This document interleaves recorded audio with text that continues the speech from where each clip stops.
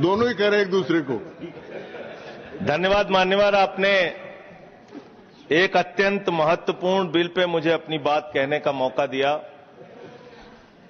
मैं जैसे उदय प्रताप जी की चंद पंक्तियों से अपनी बात शुरू करूंगा। न मेरा है न तेरा है, ये हिंदुस्तान सबका है। नहीं समझी गई ये बात तो नुकसान सबका है। न तेरा है न मेरा है, ये हिंदुस्तान सबका है। नहीं समझी गई ये बात तो नुकसान सबका है। जो आकर मिल गई इसमें वो दिखलाई नहीं देती, जो नदियां मिल गई इसमें वो दिखलाई नहीं देती। महासागर बनाने में मगर एहसान सबका है। महासागर बनाने में मगर एहसान सबका है। मान्यवर, हम लोग बचपन से एक शब्द सुनते आए, सरकार माई बाप।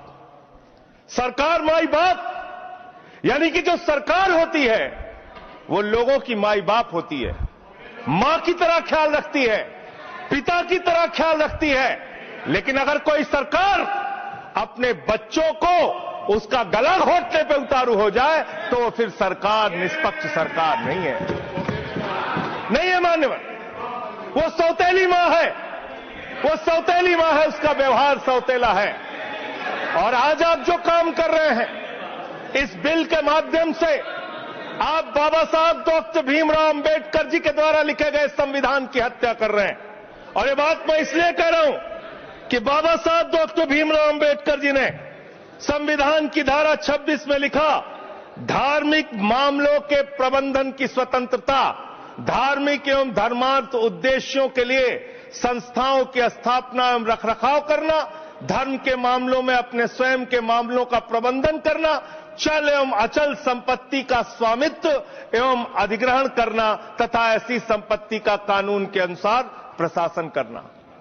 यह अधिकार आपने नहीं दिया, यह अधिकार किसी भारतीय जनता पार्टी के लोगों ने नहीं दिया। यह अधिकार बाबा साहब डॉक्टर भीमराव अंबेडकर जी के द्वारा लिखे गए भारत के संविधान ने दिया। मान और आप उस संवैधानिक अधिकार को छीन रहे हैं एक गैर संवैधानिक बिल लाके।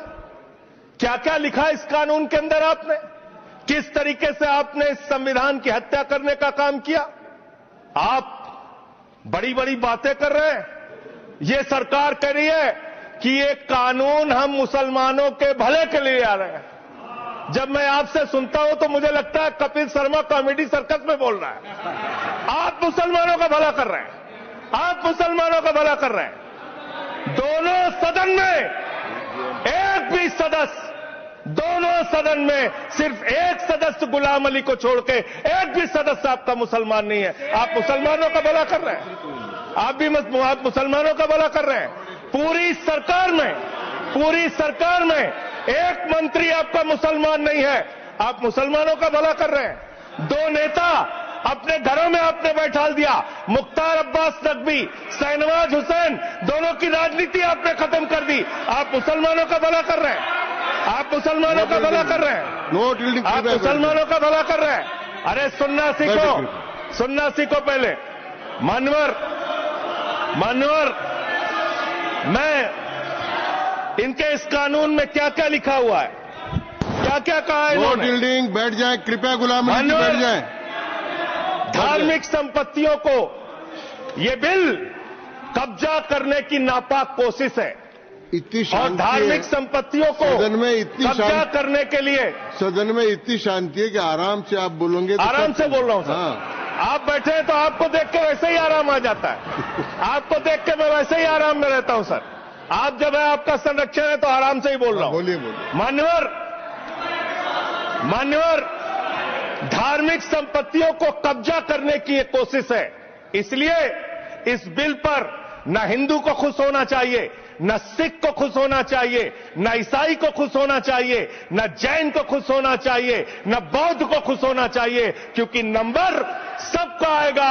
और आज वक्फ की संपत्तियां कब्जा करके आप अपने दोस्तों को देंगे, कल गुरुद्वारे की संपत्तियां कब्जा करके आप अपने दोस्तों को देंगे, फिर चर्चों की संपत्तियां कब्जा करके आप अपने दोस्तों को देंगे, फिर बौद्धों की संपत्तियां कब्जा करके आप अपने दोस्तों को देंगे, फिर जैनों की संपत्तियां कब्जा करके आप अपने दोस्तों को देंगे, फिर मंदिरों की जमीनें कब्जा करके आप अपने दोस्तों को देंगे। आप तो वो लोग हैं जिन्होंने प्रभु श्री राम के मंदिर में भी घोटाला किया। मान्यवर, प्रभु श्री राम के मंदिर के जमीन में घोटाला किया।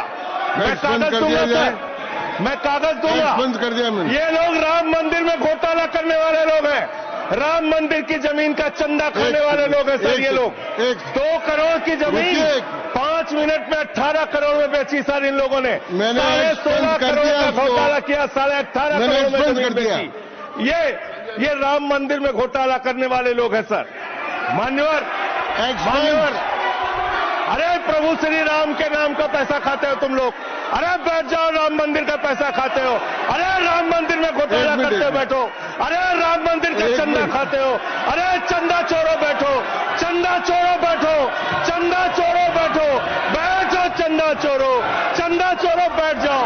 चंदा चोरो तुम लोग चंदा चोरो, चंदा चोरो तुम लोग, चंदा चोरो, चंदा चोरो, चंदा चोरो बैठो। 1 मिनट को प्लीज। चंदा चोरो बैठो। सभापति महोदय, Shri Gajendra Singh ji. Sir, I am not dealing sir, I am not dealing. सदस्य ने चंदा चोरी किया इन्होंने, राम का पैसा खाया करने वाले राम का पैसा खाया सर इन्होंने। राम मंदिर का विषय, राम मंदिर में चंदा चोरी किया इन्होंने। बैठ जाए। चंदा चोर है सर ये लोग। इन्होंने प्रभु श्री राम का चंदा खाया। कृपया बैठ जाए। चंदा चोरी किया सर। कृपया बैठ जाए। राम मंदिर के संबंध में सर राम मंदिर के संबंध में कहे गए सभी शब्दों को मैं कार्रवाई से निकाल रहा हूं, कार्रवाई से निकाल दिए। 2 करोड़ की जमीन 18.5 करोड़ में खरीदी इन लोगों ने। 2 करोड़ की जमीन अयोध्या में 18.5 करोड़ में खरीदी। मान्यवर, आपने कहा कि इससे आप पिछड़े मुसलमानों का भला करने जा रहे हैं। सुनने में बहुत अच्छा लगता है कि आप पिछड़े मुसलमानों का भला करने जा रहे हैं। आपने इसमें कहा कि आप महिलाओं का भला करने जा रहे हैं। सुनने में बहुत अच्छा लगता है कि आप महिलाओं का भला करने जा रहे हैं। लेकिन ये सरकार, और यहां पे इस समय मंत्री जी नहीं है, मैं उनसे पूछना चाहता हूं, आप देश को और सदन को गलत जानकारी क्यों दे रहे हैं? मान्यवर, 2013 के वक्फ बिल में जो भारतीय जनता पार्टी की सहमति और सहयोग से पास हुआ, उसमें भी महिलाओं के लिए आरक्षण था। मना कर दीजिए कि नहीं था? मना करिए कि हम गलत बोल रहे हैं। मान्यवर, मंत्री जी ने कहा 1 करोड़ सुझाव आया। मैं आपसे पूछना चाहता हूं, कितने करोड़ ईमेल आए, कितने करोड़ पत्र आए, कितने करोड़ सुझाव आए? पूरे देश को जानकारी दीजिए, और मैं आपको दावे के साथ कह सकता हूं, जब पूरा सच सामने आएगा तो देश को पता चलेगा कितने लोग इस बिल के विरोध में थे, कितने लोग इस बिल के समर्थन में थे। मैं जेपीसी का सदस्य था मान्यवर, मैं कह रहा हूं आपसे लाइए। और आप पिछड़े मुसलमानों का भला करना चाहते हैं? मैं आपसे हाथ जोड़कर निवेदन करता हूं, विनती करता हूं, और हमारे जो मित्र उधर भी हैं, अगर आप मेरी बात से सहमत हैं तो समर्थन करना। समाज में छुआछूत को, बीमारी को मिटाने के लिए चलिए उठाते हैं कदम, और अगले सत्र में एक बिल लेके आइए। जितने भी हिंदुओं की कमेटियां हैं, ट्रस्ट है, बोर्ड है, उन सारे ट्रस्ट और कमेटियों में 80% आरक्षण दलित, आदिवासी और पिछड़े हिंदुओं को दीजिए। मैं समर्थन करूंगा आपका, माला पहनाऊंगा आपको। आप पिछड़ों का भला करने की बात करते हैं, आप दलितों का भला करने की बात करते हैं। आपकी मातृ संस्था आरएसएस 100 साल तक आपने एक भी दलित, पिछड़ा और आदिवासी, एक भी महिला को आज तक आरएसएस का प्रमुख नहीं बनाया। आप दलितों और पिछड़ों और आदिवासियों की आरएसएस के बारे में भला करने की बात करते कर दी। हैं। माननीय, इस बिल में क्या लिखा है? आप जो भी बातें इस विधेयक के अलावा बोलेंगे, उन सबको मैं एक्सप्लेन करूंगा। ये सच नहीं है? क्या ये सच नहीं है? सर, मेरा टाइम रोका जाए। और बिल के बारे में बात करते हैं माननीय मंत्री जी ने कहा आज आप इस बिल को पास कर रहे हैं, आज आपका सीना चौड़ा हो रहा है, आपको लग रहा है एक धर्म के अधिकार को आप छीन रहे हैं। नहीं, कल को आप सभी धर्मों की धार्मिक संपत्तियां छीन के आप अपने दोस्तों का देने का काम करेंगे। मैं फिर इसको दोहरा रहा हूं और फिर इसको कह रहा हूं कि आप ये करेंगे, धार्मिक संपत्तियों पे कब्जा करने का काम करेंगे। और किसी गलतफहमी में मत रहिए, आपको लोकसभा के चुनाव में मात्र 36% वोट मिला है। इस देश की 64% आबादी आज भी आपके खिलाफ है, आज भी आपके खिलाफ खड़ी है। किसी गलतफहमी में मत रहिए।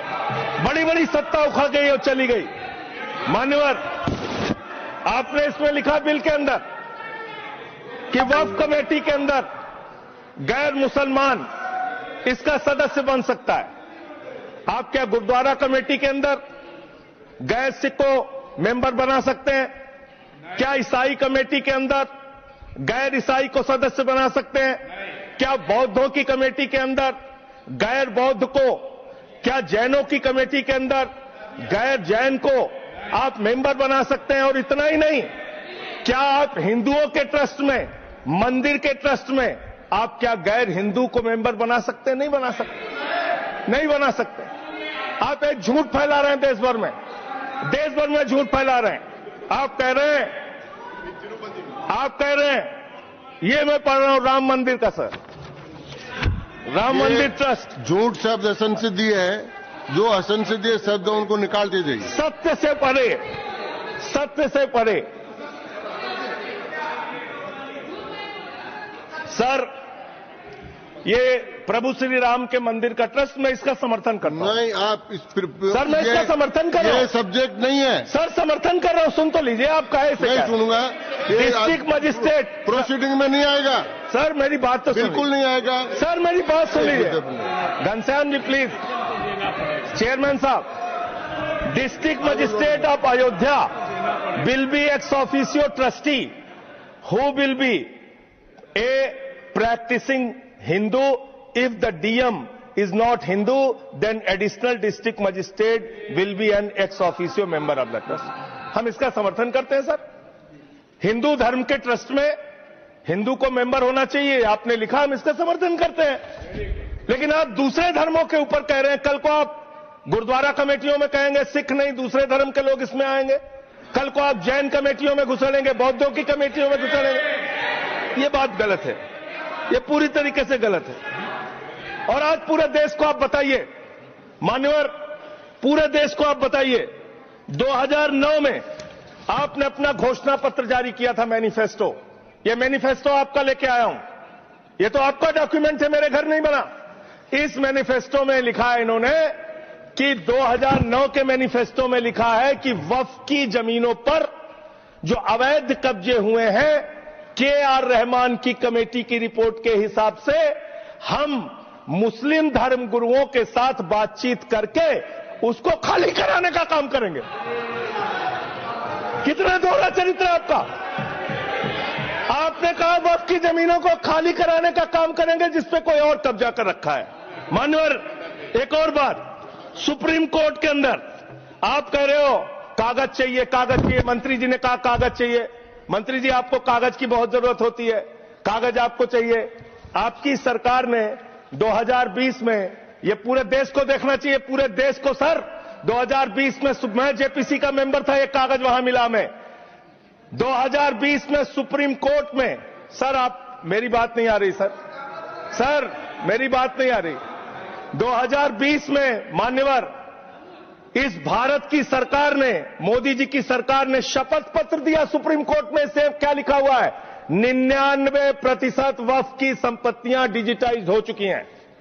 मुख्तार अब्बास नकवी साहब आपके मंत्री थे, उनका बयान है 100% वक्फ की संपत्तियां डिजिटाइज हो चुकी हैं। तो जब आप सारी संपत्तियां डिजिटाइज कर चुके हैं, सब कुछ ऑनलाइन कर चुके हैं वामसी पोर्टल में, सारे कागजात जांच चुके हैं, तो क्या आप फसाद कराने के लिए फिर से कागज मांग रहे हैं? फसाद कराने के लिए, आप फसाद कराने के लिए कागज मांग रहे हैं। आप फसाद कराने वाले हिंदू हैं, हम सौहार्द फैलाने वाले हिंदू हैं। यह बुनियादी फर्क है, यह बुनियादी फर्क है। आप में, आप देश भर में फसाद, नफरत, लड़ाई झगड़ा कराने का काम करते हैं। मान्यवर, मैं अंत में आप लोगों से सिर्फ एक ही बात कहना चाहता हूं कि आज सच्चर कमेटी की रिपोर्ट की बात कही गई और कहा गया 12,000 करोड़ की आमदनी हो सकती थी। एक सुझाव मैं पूरे सदन की तरफ से इस सरकार को देना चाहता हूं। 12,000 करोड़ की आमदनी की चिंता है वक्फ की, करोड़ों मुसलमानों की चिंता है आपको। एक अपने दोस्त को पकड़ के लाइए, नीरव मोदी को 20,000 करोड़ वसूलिए, 12,000 करोड़ वक्फ को दीजिए, 8,000 करोड़ अपने पास रखिए। 8,000 करोड़ का आपको मुनाफा होगा, 12,000 करोड़ वक्फ को दे दीजिए, करोड़ों मुसलमानों का भला हो जाएगा। मान्यवर, अंतिम बात कह के आपने कहा सच्चर कमेटी की रिपोर्ट से 12,000 करोड़ की आमदनी की बात कही गई है। अर्ध सत्य मत बोलिए, पूरा सत्य बोला कीजिए। सुविधाजनक सत्य मत बोलिए, पूरा सच बोला कीजिए। मंत्री जी, इसमें लिखा हुआ है सच्चर कमेटी की रिपोर्ट में कि भारत की सरकार ने, राज्यों की सरकार ने अलग अलग राज्यों में अलग अलग जगहों पे 365 वक्फ की संपत्तियां कब्जा कर रखी हैं। आप उसके बारे में नहीं बताते, आप अर्ध सत्य बोलते हैं। मैं तो जेपीसी का मेंबर रहा हूं, मुझे सब पता है। तो इसलिए मान्यवर, आप फैला रहे हैं झूठ, ट्रिब्यूनल के फैसले, बस खत्म सर, खत्म। असत्य, सत्य से परे मान्यवर, सत्य से परे। मान्यवर, ट्रिब्यूनल के लिए आप कह रहे हैं उसको अपील नहीं की जा सकती। हाई कोर्ट का फैसला ट्रिब्यूनल के फैसले के खिलाफ आया है, सुप्रीम कोर्ट का फैसला ट्रिब्यूनल के फैसले के खिलाफ आया है। आपने कहा 5 साल का प्रैक्टिसिंग मुस्लिम होना चाहिए। कैसे प्रैक्टिसिंग मुस्लिम तय करेंगे सर? आप क्या मुसलमानों के घर में सीसीटीवी का कैमरा लगाएंगे? कौन नमाज पढ़ रहा है, कौन नमाज नहीं पढ़ रहा है, कौन मुसलमान है, कौन मुसलमान नहीं है? आपने मान्यवर ऐसे प्रावधान इसमें रखे हैं जो बड़े अजीब हैं, जो अपने आप में ये बताते हैं कि आपकी मंशा सिर्फ देश में झगड़ा कराने की है, नफरत फैलाने की है, फसाद कराने की है। आपकी मंशा कहीं भी मुसलमानों का या किसी वर्ग का भला करने की नहीं है। बस एक अंतिम बात कह के अपनी बात समाप्त करूंगा। ये काम आपने देश के अंदर बहुत अच्छा शुरू कर दिया। आप एक काम करते हैं, देखो मुसलमानों को ठीक कर रहा हूं, दूसरी तरफ महंगाई बढ़ रही है, नुकसान हिंदुओं का। 94 लाख करोड़ रुपए शेयर बाजार में डूब रहा है, नुकसान हिंदुओं का। 11 लाख बच्चे स्कूलों से बाहर निकल गए, नुकसान हिंदुओं का। तो मुसलमानों को ठीक करने के नाम पर आप नुकसान देश के करोड़ों हिंदुओं का भी कर रहे हैं। इसलिए ये सब बातें करके देश में आप नफरत फैला के ये सब झगड़े फसाद के काम मत कीजिए। और अंत में आपसे एक ही बात कहना चाहता हूं, अभी भी वो मौका है इस बिल को जो गैर संवैधानिक है, जो बाबा साहब के संविधान के खिलाफ है, इसको वापस लीजिए। धन्यवाद।